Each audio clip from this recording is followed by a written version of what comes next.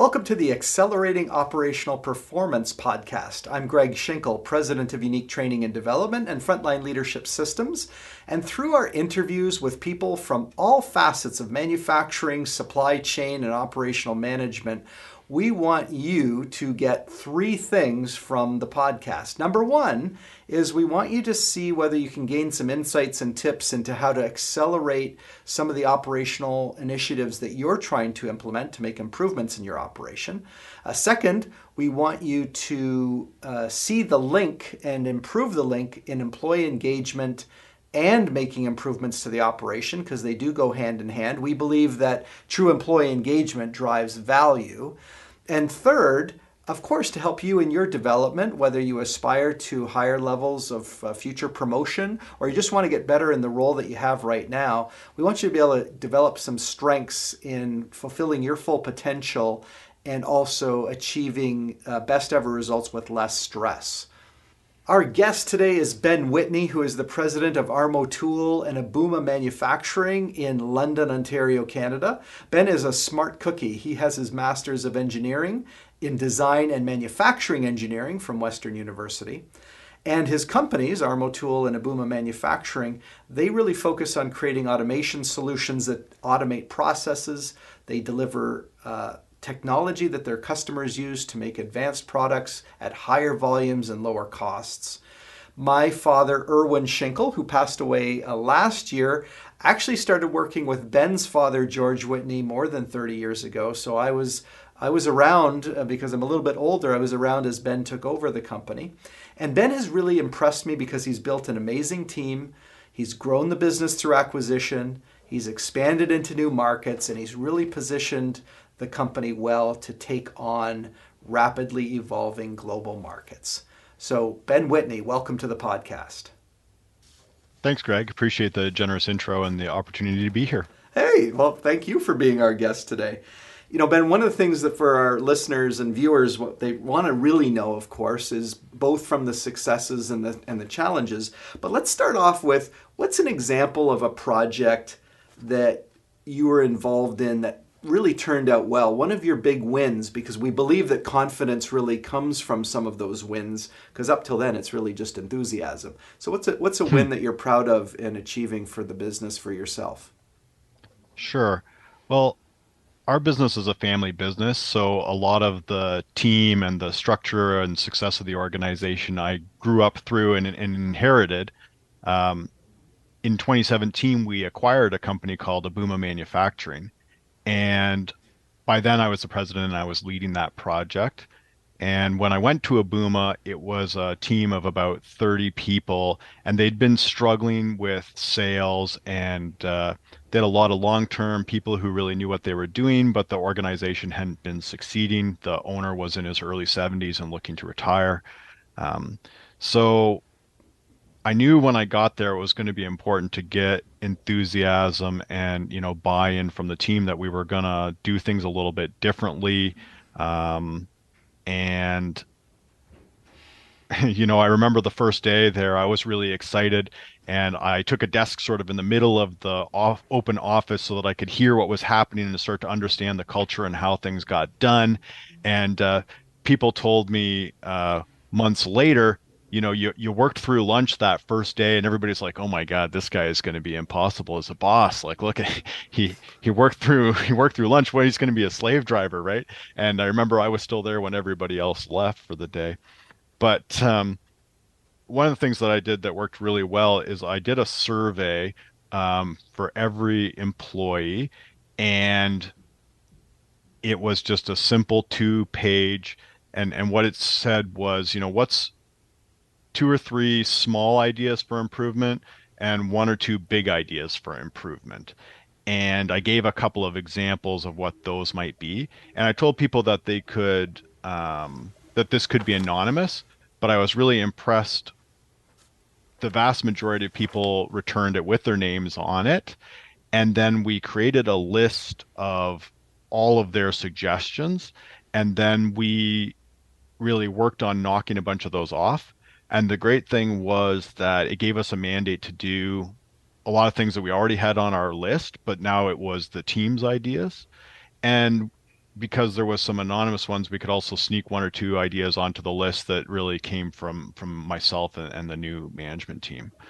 Um, Awesome. You and know, and I was go really ahead. proud that we had almost no turnover. We only had one person leave the company in the first year, and they turned out to be one of the people with the least amount of seniority, actually. Wow. By the way, I want to call out a few things because people can just kind of hear the story and not. There's a few things you did there which I think are good lessons for anyone who takes over a new operation. So first off, you just went in and you observed for a while. At the same Yeah. time, you demonstrated some leadership by example by being there early and staying late. You asked for involvement, even though some of those involvement ideas you may have been able to observe on your own, but they came from the team. So even if you had the same idea, you can always, of course, give them credit and involve them. And usually they do come up with some things that you weren't really thinking or didn't have an idea of the magnitude of it. Um, and so I guess, so here's the good news, everybody. You learn from your successes and you can learn from your disappointments as well. Um, I'm wondering, Ben, what's an example where things got maybe tougher, maybe at the time didn't turn out as well as that you'd hoped, but in the fullness of time, maybe you still gained something even from the things that didn't go well. Yeah, we certainly had lots of challenges along the way and had, yeah, so we've certainly had challenges along the way and lots of things haven't worked out. You know, when I joined the business, I was in my early 20s, and one of the managers, he had a ton of enthusiasm, but he really managed from a position of anger and, you know, was really hard on people, really hard on his whole team. I mean, I remember him calling me when I was sort of a junior manager on his team and saying, this is wrong again. Come to my office, wear a helmet. And hung up his phone so hard that I could hear it physically travel through the plant from where I was sitting a couple hundred feet and one story away. Um, and and as a young person, I was kind of impressed by his passion, and he was extremely capable, and get things done. Um, but I remember it wasn't really my style, and I was kind of uncomfortable with it. But I took a course where they talked about how when you're angry, of course, your blood pressure goes up, and they can do cognitive tests and sort of show for every point your blood pressure goes up, basically your IQ goes down 2 points. And I love and I'm that. not interested in being dumber, right? So I really took away from that, like, being angry basically never has value, right? And it's you can have passion and be excited, and certainly I am that way, but I just really over time learn not to get angry about challenges or you know situations. All right, good stuff. Yeah. So that was a lesson that you saw from how other people did and the emotional content of that. I think that's awesome. I know well, maybe we didn't ask you some just basic questions, although people can certainly look up Armo and Abuma online. But give us an idea of maybe scope of either headcount and maybe the not necessarily the specifics of the projects, but kind of the scope of some of the work that you do, just so that people have a better understanding of the size of the business and where you're operating. Sure. Today we have two locations, both in the same city, London, Ontario, and we have a headcount of 200 people. Hmm. Um, we're a job shop, so we're constantly thinking about sales. We got to sell our capacity every day, and we have almost all skilled labor. So it's really fun to work with smart, engaged people, and we Yeah. have interesting work. We have a good work environment where it is air conditioned throughout the plants and well lit. So yeah, it's a fun, exciting place to work. Yeah. Um, And you deliver projects where with your machines, your tools, your automation. we're exporting nearly half of what we're doing, and our Mexico and the US go back and forth as being our biggest export market. And just this morning, we were starting to arrange a service install call where we'll have to go to South Korea. So we do Oh a bit of wow. global work too. Yeah, that's awesome. So, if we kind of transition because we're looking at operational leadership and Yeah, operational improvements, and I know that you're familiar with the various toolkits and tool sets and initiatives, some of which are fads, some are standing the test of time. But again, because you do a lot of job shop work, you're not really running long production runs. I wondered what your either take or insights are in terms of applying operational improvements to your various processes, knowing that every project has some unique elements to it. yeah. The idea that projects are different, try and drill past that to that being an illusion. You know, every project has a kickoff, every project has a customer scope, you know, every piece of steel that we're machining has holes in it, so therefore get better at drilling holes. Every block of steel has to be measured, get better at measuring. Mm-hmm. You know, communicating, scheduling. Try not to let people tell you this project's different. Mm-hmm. So even though the machine itself may be different from the previous one, they're still going Yeah, through similar processes, and those processes can still be optimized and improved. Is that right? totally. Yeah. Okay. This one wasn't necessarily on the sheet, but it's something that I was interested in. Is you've done a lot of work within the automotive industry, but you also do work in defense. Do a little bit of work, I think, in medical and other sort of adjacent industries. I just wondered, what's your read on how the market is evolving and changing right now from maybe how it was 5 years ago or 10 years ago? Is there some trends that affect companies like yours who are providing services to a number of different OEMs and maybe some suppliers to OEMs? Yeah, there's a few trends for sure. One is around people are hard to get and skilled people are even harder to get. So, people are willing to take maybe a little longer payback period just to have less operators. I think there's a focus on quality and quality control and retaining data. So lots more parts are barcoded, lots more pictures of a part or test results or mm, manufacturing process details tied to that part and then put to a cloud somewhere. And then a focus on flexibility because there seems to be, volumes are getting smaller and so really want a machine that'll make five different variants of a part instead of make one variant really, really fast. So all of those fads, So um, trends. with the with the move to, well, the automotive industry is a good example where the number of models and manufacturers really has proliferated, and there's still Yep. some volume leaders, but there's also probably a greater volume or model mix, although that changed a little bit during COVID times. I didn't know, is that changing things too because the run sizes are changing, or the need to change over is more frequent? Yeah. Uh, People want flexible fixturing, flexible robotics. They want to do an engineering change on an existing robotic weld cell rather than building a whole new one. Yeah. Very much lower volume, higher mix.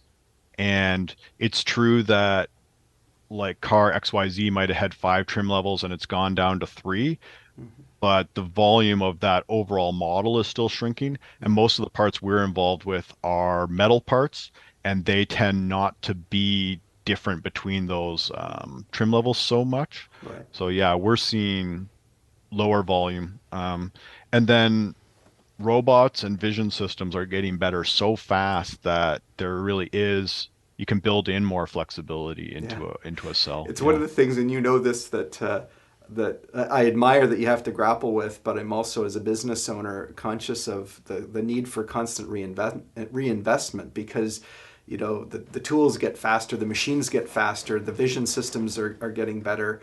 Can you speak to that in terms of how to compete in your industry to still be, I guess, the vendor of choice or supplier of choice for some of your customers related to what you have to do to improve the business? Well, we're fortunate in that we're quite vertically integrated. I think if you were relying, whatever you don't understand within your organization, if you're relying on a supplier and you don't ask the supplier, am I doing this in the best way? Hmm. Then they have a tendency to just sell you what you ask for. Yeah. And maybe you don't appreciate that what you're asking for is quickly becoming not best in class, right? Obsolete. Ah. So Um, then you're actually sorry. Then you're explaining that so that the customer understands there's a different level of innovation they could be embracing. right. So Or are you one of just our saying that if you don't know about it, you can't bring the value from it in the project or to the customer, and you're kind of just relying on that other person in the supply chain or that other company in the supply chain who doesn't realize that what they're offering kind of isn't best in class. Is that what you were meaning?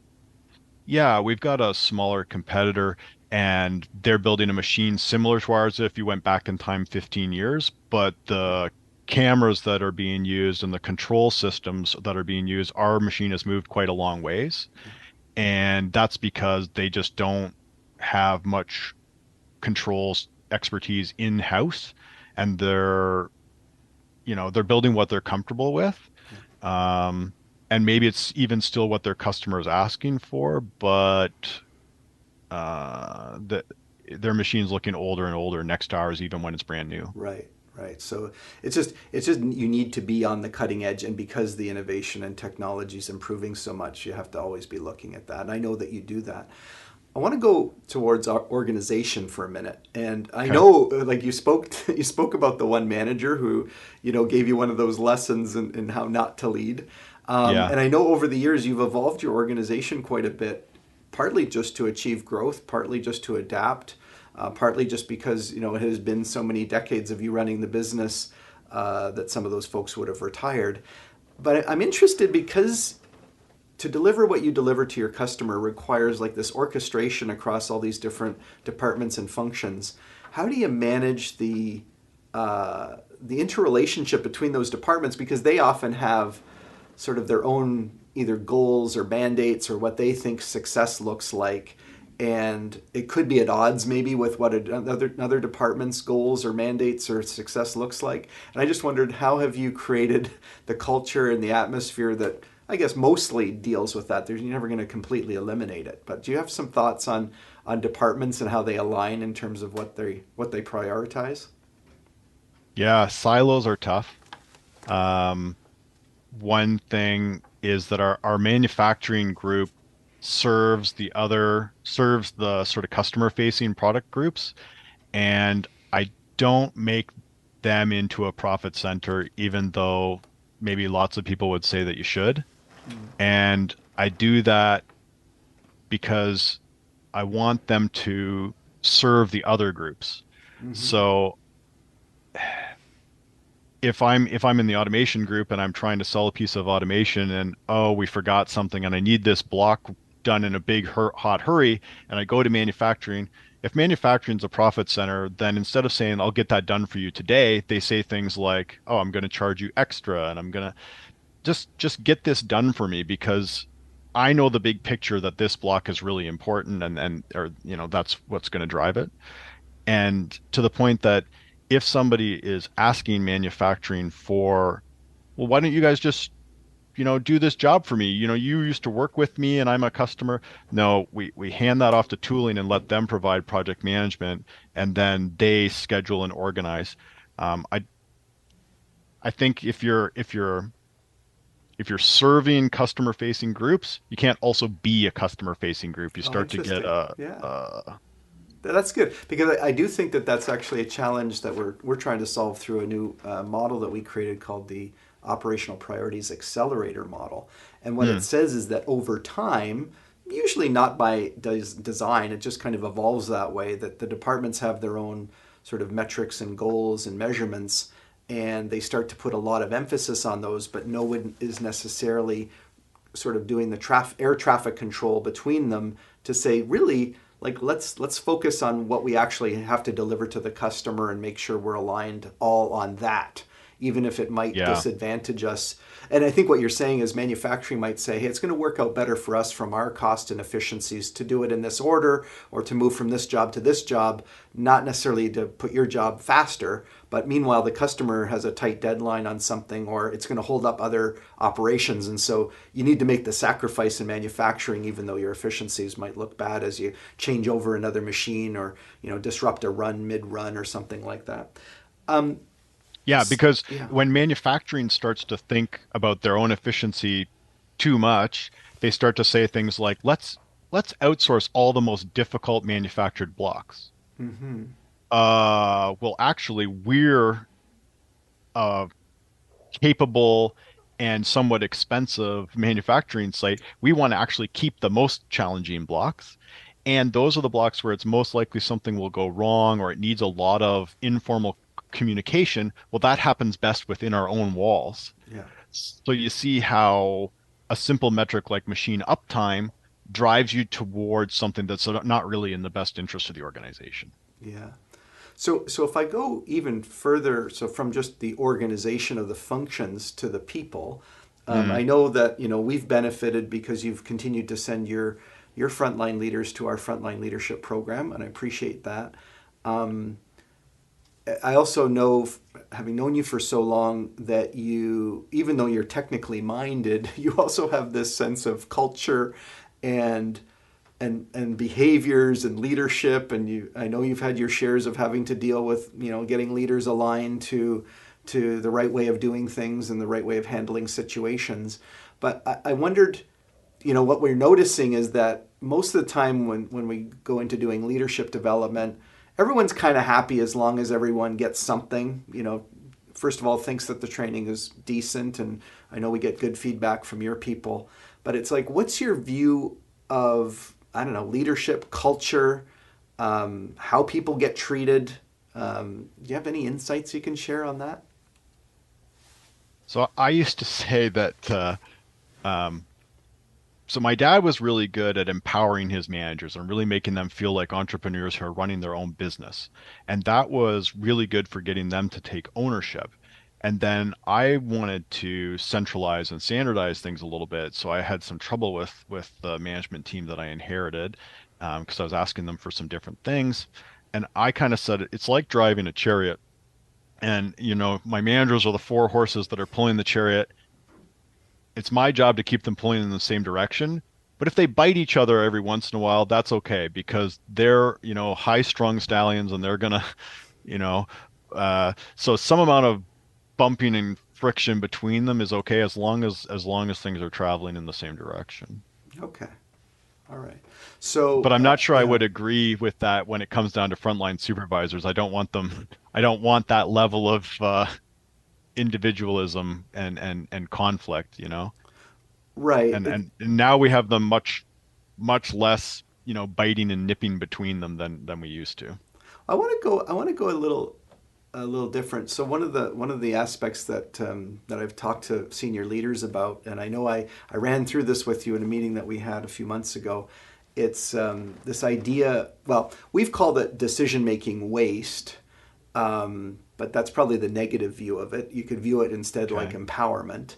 But it's like, to the extent that senior people get involved with issues that probably should have been dealt with a layer below, or maybe two layers below, and the distraction that causes, plus of course the person who should have been making the call who didn't make the call, or maybe was afraid to make the call, kicks it up a level instead of taking care of it, which kind of hurts their own level of motivation and ownership.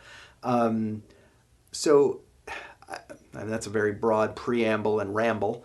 But what do you think in terms of this idea of having people understand the kinds of things that they should generally be focused on, knowing that even in your position you'll do a deep dive every once in a while if something goes enough sideways, but that you don't want to spend your time down there doing the work that other people should be taking care of. So do you have some thoughts on, I mean, you've probably seen people do that really well and you've seen people do it poorly and you've probably struggled with it yourself. So any insights on that?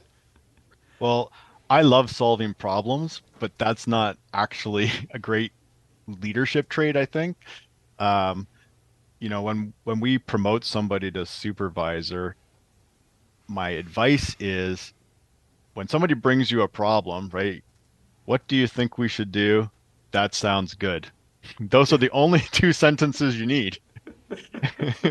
And because otherwise you can get tricked quickly into where you're making all the decisions for your team. And what you're saying is what happens when you do that is the person will usually go ahead and do what you wanted them to do, but their sense of ownership is dropped way off. Versus what you're saying is if I ask, what do you think you should do? And as long as it's not like a lose the company kind of consequence from it, by all means, like, all right, go for it. Because even when you know that it might not be the way you would have done it, eventually they might come to that conclusion, which is way more powerful than if they just tried to execute what you said, right? Okay.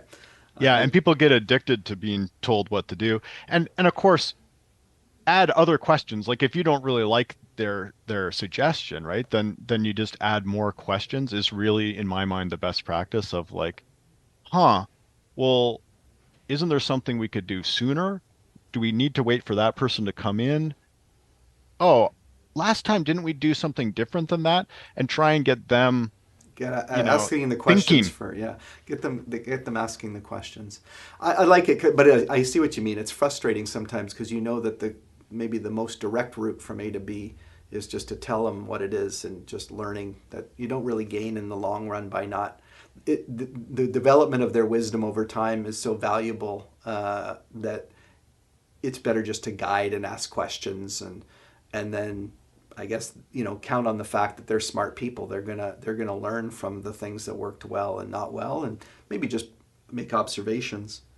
Yeah, You I know, mean, if you want to be the conductor and stand in front of the orchestra and tell every single person what to do all the time, and they all have sheet music that tells them the operating instructions, but most manufacturers are not like that. yeah, yeah. It's funny because you say that. I remember the story of this one automotive supplier, and they were doing. They were making metal parts, but the quality manager said if it's not on the SOP, you don't have to do it. If it's not on the work instruction, you don't have to do it. And all chaos, and you can imagine the chaos that broke loose because even though I think what he wanted to do is to say, let's follow this standardized process, but there's no SOP written that literally describes every single thing that you would do in every single situation. So everything Yeah. ground to a halt, and of course he had to retract his statement because people said, "Fine, it's not. I'm just asking the question," and he got buried in hundreds of questions. With the change, I mean, you've described this in the labor market, saying that not only for you but also for your customers, skilled labor is it's more expensive, it's harder to come by. It's you need to hold on to the people you have and hopefully have them grow in their capabilities. But Hmm. what's your take on engagement generally with the idea of the multi-generational workforce? Like, uh, it's a reality. You're hiring younger people, people who've come out of maybe different learning programs than tool and die makers would have years ago. I just wondered what your take is on sort of the next generation and how you're trying to make the best of it. We have young people, more young people, and we also have a lot more newcomers to Canada. So you've got some different cultural ideas there too. Um, I think it starts with communication and engagement, and maybe younger people are they expect to be more involved than maybe older workers did, Mm-hmm. and mostly that's for the good. I'll go out on the shop floor and have a young guy in his 20s asking me, "How did that thing that we finished building, how's the customer liking it? How's it Yeah. working?" And I'm kind of like, "Oh, your older peer wouldn't necessarily ask that, but No. it's a great question. I'm really glad that you're happy and thinking about it." And then this young person crack open their notebook and show me, here's my notes from the install. I don't know whether any of this is of interest to you, but like, so I think there's a lot of value Yeah. there if you take advantage of it. Yeah. Yeah. Their time scales are shorter, Yeah. when you're in your 20s, 2 years is forever. And we did have a young guy quit because we we weren't going as fast as he wanted to. And I was coaching his boss like, when he tells you he wants something, just tell him, yes, that is what's happening. Yeah. Um, Yeah. but eventually there was enough of a disconnect that he quit and went to one of our competitors, Right. and then within 2 weeks was trying to come back. Yeah. And we let him stay there about 3 months before we agreed to have him come back to Yeah. learn something we That, we felt, but yeah, yeah. No, I mean, it's all learning, right? I always think, the contrite cliche, I suppose, is you're either winning or you're learning. But, some lessons are more powerful than others, and that was probably a very good lesson. when I came to work for my dad, right, I was fresh out Yeah, of university basically, and he said to me, "How long do you think it'll be till you're ready to be president?" And I was 23. yeah, And I remember, university was 4 years. That was clearly forever. So I told him, 7 years, because I couldn't imagine a time span longer than 7 years. And he yeah, laughed because he thought it was so short, right? yeah, And then 7 years later, I was president. yeah. Um, Well, at least you said seven and you didn't say two or a year or move aside, well, that man. would have been a little Yeah. much, yeah. I Yeah. mean, to knowing the situation a bit at that time, because I'm a few years older than you, so I was taking over for my dad at the time, and I remember because we were in an advisory group together, is that well, maybe you can tell the story of just how you how you became president. By the way, to your dad's credit, is he wasn't really eager in holding on any longer than he needed to. He was pretty good Yeah. about, like, when he thought you were ready, it was time to go. But can you relate the story of how you became president? Well, what I remember is that my dad had a lot of other interests, so he wanted to retire, and he was getting fed up to the point where he was gonna start telling customers what he really thought. And so then he had to go.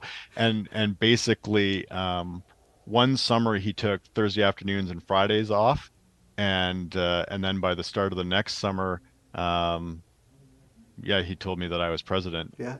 I'm not sure exactly what you're Well, remembering, Greg. I just remember he did the business cards, I think, with your name on them, and he brought them to that meeting and said, "Okay, you're president," or something. It felt sort of Oh, more like, not sudden, but maybe somewhat unexpected. But he'd already had it plotted out and had your cards ready. Not that business cards get used much these days. Yeah. yeah, that does ring a bell that he printed cards that said I was president for sure. Yeah. I think you raised a good point that you said that your dad was getting to before he was ready to turn it over to you. And I think I know from talking to you that you feel this way sometimes, and I know I do. Is that your tolerance for some of the aggravations? You really just have to, because you've seen so much and dealt with so much. There's just this sense that maybe I'm not going to put up with as much. You know what? It's been so informative. What I want to ask you is maybe one last question, and it's mostly advice that you would give to someone earlier in your career, because we know people who are listening to the podcast, some of them are going to be more seasoned, looking for tips on how they might accelerate some of the things that they're working on, and other people are going to be maybe newer in their journey in operational leadership, maybe either they could be at the supervisor level, they might be at the manager level, wanting to aspire to become a director or a VP someday. And I wondered what piece of advice you might give to someone as they're sort of trying to plot their journey, assuming that they want to grow into a higher level of authority at some point. I think anytime you're leading people, you have to be careful how far out in front of the troops you get, right? Leading is okay, but they have to be in sight of you. So, you know, I take a course that's about 5S and I get really excited and I go out on the shop floor and say, "Okay, stop working for the day. We're gonna 5S this place."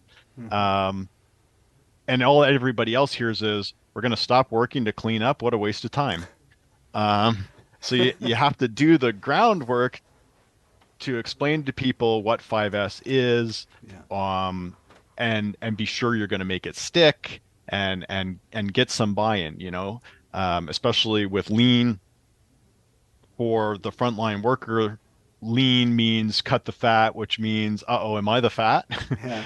Um, and and so when you're bringing new initiatives, whether you're a first-time leader, informal leader, or you're the VP, people have to understand where it is you're trying to go, and people have to feel safe. Yeah, I really like that tip because we do think that it's so easy to go into shiny object syndrome around tools and techniques, and helping people understand, first of all, why these things are important. And for example, let's say lean. What if it was framed as lean is about removing the frustrations that we find in delivering our work every day, and if we could figure Yeah. out how to We get should rid of call it those things. smooth. That's right. Well, the biggest thing I wish that people never launched is this concept of lean and mean. Who decided we wanted to be mean?